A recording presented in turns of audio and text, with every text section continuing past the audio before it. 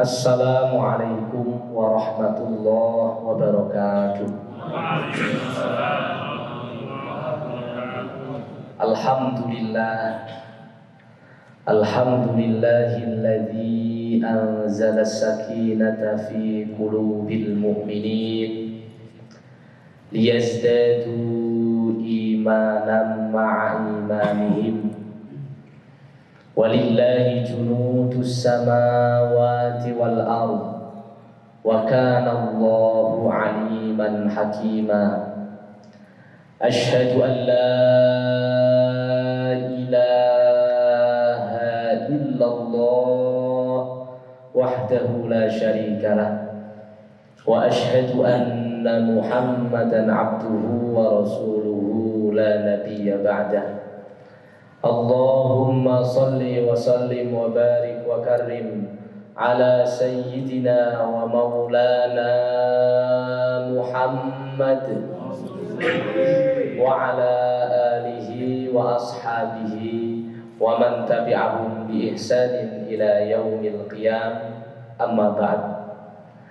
Hadratal kiram yang kami muliakan, para alim, para ulama, para asatid, para tokoh masyarakat, para sesepuh bini sepuh, seluruh jamaah Masjid Baitur Rahman yang mudah-mudahan semuanya diberikan panjang umur, sehat walafiat, diberikan rizki yang halalan thayyiban mubarakan, diberikan keluarga yang sakinah, mawaddah warahmah, diberikan keturunan yang soleh dan solehah yang menjadi syafaat bagi kita semua fid dini wad dunya wal akhirah. Amin ya rabbal alamin.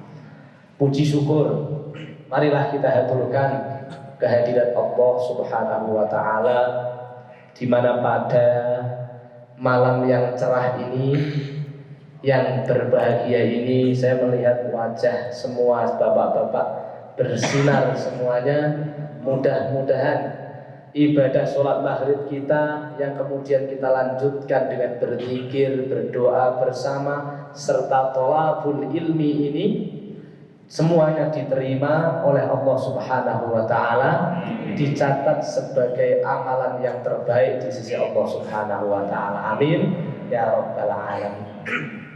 Salawat serta salam marilah kita haturkan kepada junjungan alam Nabi besar Muhammad sallallahu alaihi wasallam, Nabi panutan kita, suri tauladan kita, yang senantiasa kita harapkan syafaatnya. Mudah-mudahan kita semua yang hadir pada malam hari ini beserta keluarga dan keturunan kita semuanya diakui sebagai umat Muhammad, dan kelak di yaumil qiyamah semuanya mendapatkan syafaat dari baginda Nabi besar Muhammad sallallahu alaihi wasallam. Amin ya rabbal alamin. Jamaah Masjid Baitur Rahman yang kami muliakan, saya tidak menyangka bahwa di atas sana, kalau saya di bawah ini lihat gunung dari di atas ya Pak. Karena saya ini tempatnya di SP3 ya, di Kuala Kencana di SP3. Lihat atas itu ketip-ketip lampu, saya kira semuanya pada kerja. Ternyata jenengan semua mengelabui kita semua yang ada di sana. Ternyata penyamaran saja, pakai rompi dari bawah sampai sini semuanya ngaji semua, semuanya ibadah semua. Ini di bawah nggak ada, habis maghrib kumpul begini, katanya tiap hari, betul? Masya Allah. Mudah-mudahan saya kecipratan barokahnya istiqomah dengan semua, dan mudah-mudahan jamaah Baitur Rahman semuanya diberikan istiqomah fit ta'ah wal ibadah wa thalabil ilmi. Amin ya rabbal alamin. Asli, saya kira yang kerja di atas di Tembagapura itu kerja, siang kerja, habis itu kecapean tidur, bangun tidur kerja lagi, tidur lagi, bangun kerja lagi. Saya kira begitu. Ternyata setiap hari tholabul ilmi dan audiennya banyak. Ini sekarang sudah mulai jarang, ya, apalagi di Timika, apalagi di ujung gunung begini. Siapa yang menyangka kalau ada program yang bagus seperti ini? Yang ini saya tidak mengajari jenengan semua pada malam hari ini, tapi sebaliknya saya yang belajar banyak dari bapak-bapak jamaah Masjid Baitur Rahman, karena semangatnya dalam beribadah, semangatnya dalam tholabul ilmi. Jamaah Masjid Baitur Rahman yang dirahmati Allah, pada kesempatan yang mulia ini, karena saya belajar, ya, saya belajar tadi dipanggil kiai, saya kurang setuju, bahkan tidak setuju. Ya, panggil saja Kang Mursyid, masih imut-imut begini kok sudah dipanggil kiai. Itu sama dengan mendoakan cepat mati. Ya, panggil Kang saja Kak, atau Gus saja. Gus itu Mas, Kang sama saja. Jangan panggil kiai, nanti cepat meninggal lagi.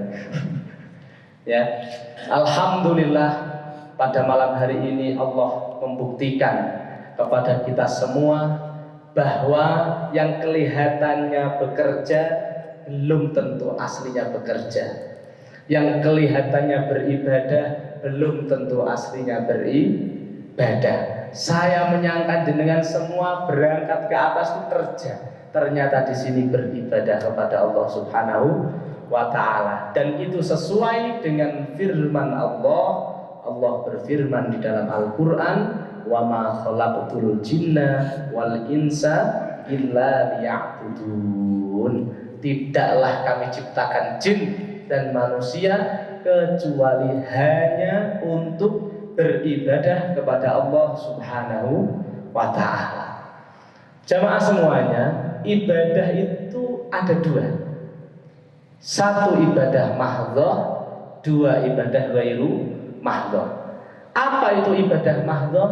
Ibadah mahdhah adalah ibadah yang tata cara dan aturannya sudah ditentukan oleh Kanjeng Nabi Muhammad sallallahu alaihi wasallam. Contohnya, kita sholat maghrib 3 rakaat, zuhur 4 rakaat, puasa Ramadan dari terbitnya fajar sampai terbenamnya matahari, haji manasik sudah ditentukan, zakat ukurannya juga sudah ditentukan. Ini namanya ibadah mahdhah, yang aturan dan ketentuannya sudah tertulis di dalam Quran maupun sunnah Nabi besar Muhammad sallallahu alaihi wasallam. Yang kedua, ibadah ghairu mahdhah, ibadah yang tidak ditentukan caranya seperti apa, bebas.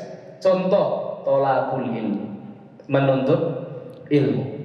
Menuntut ilmu itu perintah Allah, perintah Rasul. Tholabul ilmi fardhah ala kulli muslimin wal muslimat. Bahwasanya menuntut ilmu itu kewajiban bagi seluruh muslim laki-laki dan perempuan. Utlubul ilma minal mahdi ilal lahad. Carilah ilmu dari kecil, dari ayunan sampai meninggal dunia. Tidak ada kata terlambat di dalam menuntut ilmu. Caranya menuntut ilmu bagaimana? Terserah, mau pakai speaker, mau enggak pakai speaker, mau pakai sarung, mau pakai celana, mau pakai peci, enggak pakai peci, mau duduk, mau sambil berdiri, terserah. Yang penting tidak menyalahi aturan syariat Nabi besar Muhammad sallallahu alaihi wasallam. Contoh lagi, sholawat. Apa? Sholawat. Di Quran hanya diperintahkan, ya ayyuhalladzina amanu shollu alaihi. Hai orang-orang yang beriman, shollu, bersolawatlah kalian alaihi, ing atase Kanjeng Nabi Muhammad sallallahu alaihi wasallam. Tapi caranya bersolawat seperti apa? Tidak ditentukan. Mau solawat langsung, sallallahu ala Muhammad, sallallahu alaihi wasallam, sallallahu ala Muhammad.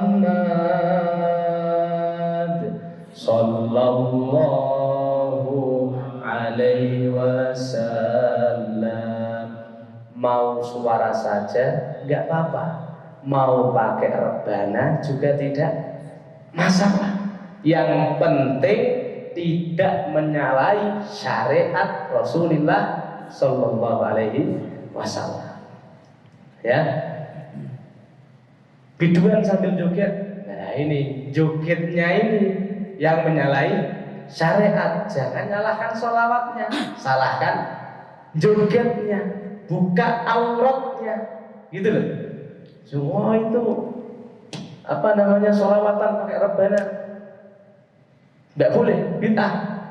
Seumpama ya nggak apa-apa mau pakai rebana, mau pakai apa nggak apa-apa. Yang penting catatannya adalah tidak menyalahi syariat. Karena sholawat adalah ibadah ghairu mahdhah, yang aturan ketentuannya tidak diatur oleh syariat. Jadi bebas, mau sholawatnya sambil duduk, mau sambil berdiri, mau sambil jongkok, tiduran, terserah. Qiyaman wa qu'udan wa ala junubihim. Berzikir kepada Allah itu mau qiyaman, mau berdiri, mau qu'udan, mau duduk, mau berbaring, terserah. Sholawat itu zikir. Kalau zikir belum tentu sholawat. Kalau sholawat pasti zikir. Nah, kemudian ibadah itu fungsinya adalah yang pertama untuk mendekatkan diri kepada Allah Subhanahu wa Ta'ala. Bagaimana cara kita untuk dekat dengan Allah? Yaitu kata Imam Al-Ghazali dalam kitab Ihya Ulumuddin, disampaikan caranya dengan adaul wajibat, dengan melaksanakan kewajiban. Apa saja kewajiban itu? Banyak. Sholat 5 waktu, puasa Ramadan, zakat fitrah, zakat mal, haji bila mampu. Yang wajib-wajib ini kok kita lakukan, maka kita akan dekat dengan Allah Subhanahu wa Ta'ala. Ya. Yang kedua, fungsi ibadah adalah lil mahabbah, untuk mendapatkan cintanya Allah Subhanahu wa Ta'ala. Orang dekat belum tentu cinta. Ada kok yang dekat, suami istri ini dekat, kumpul terus. Kecuali yang di sini, kayaknya di sini nggak pernah kumpul istri ya. Muka-mukanya muka kurang asupan gitu. Bercanda pak. Suami istri dekatan belum tentu cinta. Orang dekat belum tentu cinta. Ya, maka untuk mendapatkan cintanya Allah, caranya bagaimana? Tidak hanya sekedar dekat saja, tapi dicintai oleh Allah dengan cara memperbanyak kesunahan. Ya, likasrotis sunnah, memperbanyak amal-amal sunnah. Contoh sholat, ada sholat rawatib. Ya, sholat rawatib ba'diyah, qabliyah. Puasa, ada puasa Senin Khamis, Daud, ya, puasa Ayyamul Bid dan lain sebagainya. Contoh zakat, ya, zakat mal, zakat fitrah wajib. Yang sunnah apa? Sedekah, infak. Ya. Contoh haji itu yang wajib. Yang sunnah apa? Umroh. Ya, semua kewajiban pasti punya kesunahan. Sholat yang wajib pasti ada sholat yang sunnah. Kita melakukan sholat wajib, kita dekat dengan Allah. Kita melakukan sholat wajib plus memperbanyak amaliyah sunnah, maka Allah akan mencintai kita. Dan ketika Allah mencintai seorang hamba, maka mata seorang hamba itu adalah pandangan Allah, telinga hamba itu adalah pendengarannya Allah, mulutnya hamba itu adalah kalamnya Allah. Maksudnya apa? Maksudnya dijauhkan dari maksiat kepada Allah Subhanahu wa Ta'ala. Ya, dengan cara apa? Memperbanyak amaliyah sunnah. Ya, makanya kalau kita cuma mengerjakan perkara yang wajib saja, kata Imam Ghazali, rugi. Kenapa rugi? Rugi waktu. Ibarat kita dodolan, jualan. Kita cuma balik modal saja tapi nggak dapat untung. Ini kalau dalam kitab Bidayatul Hidayah disebutkan seperti itu. Di Ihya juga begitu. Ya, kita kalau hanya melakukan yang wajib-wajib saja, tapi udah bagus, nggak bangkrut lah ya, tidak bangkrut. Cuma balik modal saja, tapi tidak dapat untung. Supaya untung bagaimana? Plus memperbanyak amaliyah sunnah. Makanya jangan pernah menyepelekan amaliyah sunnah. Penyakit kita kadang begini, ngapain sholat rawatib sunnah kok, ngapain puasa Senin Kamis sunnah kok, ngapain kita sedekah infak sunnah kok, menyepelekan amaliyah sunnah. Padahal berkat amaliyah sunnah ini bisa menutup amal-amal wajib kita yang mungkin ada yang kurang, dan pasti ada yang kurang ya. Dan dengan amaliyah sunnah kita menjadi minal muflihin, menjadi hamba-hamba yang beruntung fid dini wad dunya wal akhirah. Amin ya rabbal alamin. Jamaah ini sampai kapan? Sampai jam berapa ya? 10. Oke.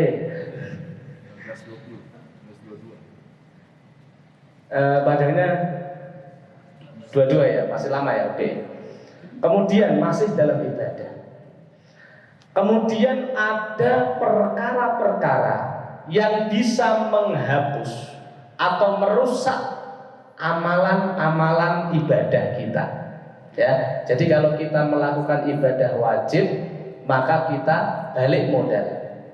Kalau tambah dengan ibadah sunnah, kita menjadi hamba yang beruntung. Tapi kalau kita melakukan ibadah yang wajib, kemudian melakukan amaliyah yang merusak ibadah itu, maka kita akan menjadi hamba yang bangkrut, celaka.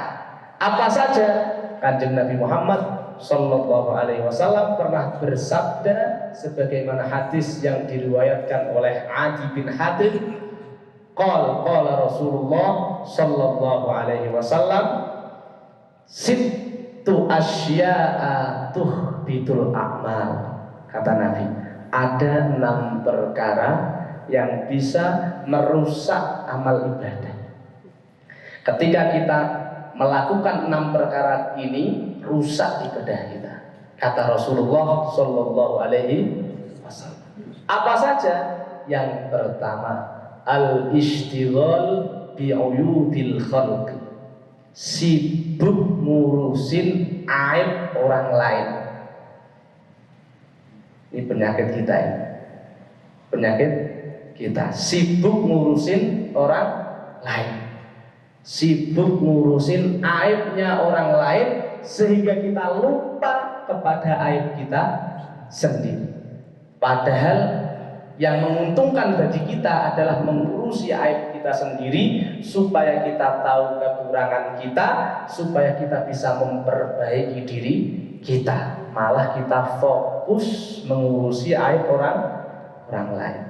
Orang yang suka mengurusi aib orang lain akan timbul beberapa penyakit. Yang pertama, penyakit ghibah, gosip. Penyakit ghibah dosanya tahu Pak? Seperti memakan bangkai saudara sendiri. Fakarihtumu, kata Al-Quran, pasti kamu akan jijik. Ya, ghibah ini merusak amal ibadah kita. Ya, gara-gara sibuk ngurusin orang lain. Yang kedua, ada penyakit kedua yang timbul gara-gara ngurusi aib orang lain, yaitu an-namimah, adu domba. Pokoknya saking-sakingnya pengen ngurusi orang itu, nggak seneng sama orang itu, dicari-cari, diadu domba supaya orang itu hancur. Dan adu domba ini, masya Allah, dosanya besar sekali. Ya. Kemudian ada penyakit yang ketiga, banyak penyakitnya ini. Hasud, tahu hasud ya? SMS, seneng melihat orang susah, susah melihat orang seneng. Iri tanda tak mampu. Kok ada orang ngurusi orang lain, akan timbul hasud kalau dia tidak mampu menyayangi orang yang dia sibuk mengurusinya itu. Ya, hasud. Penyakit hasud ini ngeri sekali. Sampai di dalam surat Al-Falaq disebutkan wa min syarri hasidin idza hasad. Kita suruh berlindung, kita diperintahkan oleh Allah untuk berlindung dari hasudnya orang-orang yang hasud. Saking bahayanya penyakit hasud, penyakit dengki, SMS. Dan yang keempat, penyakit yang timbul karena sibuk ngurusi aib orang lain adalah al-ujbu, ujub, merasa diri lebih baik. Kenapa setan kok diusir dari surga?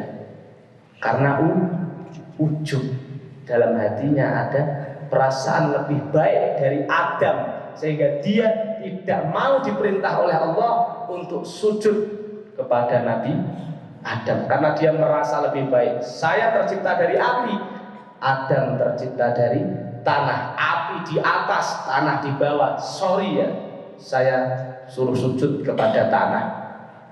Tuh, ya maka bahaya. Gak akan nyium baunya surga orang yang dalam hatinya ada perasaan ujub. Makanya tinggi-tingginya kita jangan pernah merasa diri lebih baik daripada orang lain. Itu yang pertama, baru satu. Janjinya tadi sampai jam 10. Yang kedua, perkara yang bisa merusak amal ibadah adalah waqaswatul qalbi, keras kepala. Nah, ini yang keras-keras kepala biasanya bapak-bapak. Kalau tadi yang suka ngurusin orang lain biasanya ibu-ibu dominan ke ibu. Tapi kalau keras kepala dominan bapak-bapak. Kita lah, ya, dari laki-laki. Orang kalau keras kepala bisa merusak amal ibadah. Penyakit yang akan timbul dari sifat keras kepala, satu, sombong, al-kibr. Ya, orang kalau keras kepala pasti sombong. Apa sih? Kandani angel. Dikasih tahu susah, sombong. Orang dikasih tahu malah marah. Ya atau ya? Pernah nggak kita begitu? Sering. Nah, biasanya kan istri bawel, weng, radio bodol, weng, kita pasti walah, kamu orang perempuan tahu apa? Keras kepala, bahaya Pak, bisa menghasilkan penyakit sombong. Yang kedua, waktulal, sesat. Orang kalau keras kepala nggak bisa diingatkan, akhirnya tersesat karena nggak akan tanya, dia sudah merasa tahu. Keras kepala, pokoknya saya maunya ke situ, pokoknya. Dalilnya apa? Pokoknya. Angel pokoknya. Orang keras kepala itu angel, susah dikasih tahu, susah diingatkan, susah mendapatkan hidayah dari Allah Subhanahu wa Ta'ala. Maka jangan pernah kita keras kepala. Hilangkan sifat keras kepala dalam diri kita. Pasti ada itu, hilangkan. Kemudian yang ketiga, perkara yang bisa merusak amal ketiga adalah hubbud dunya, cinta dunia. Wah, dunia. Dunia itu apa? Semua yang tidak ada urusannya dengan perintah Allah berarti dunia. Kerja dunia bukan? Bukan. Kerja itu perintah Allah. Jenengan kalau pengangguran melanggar perintah, Pak. Jenengan punya istri, punya keluarga, wajibnya apa? Memberikan nafkah, dohir, batin, pendidikan dan lain sebagainya, sandang, papan, pangan. Untuk dapat itu harus kerja.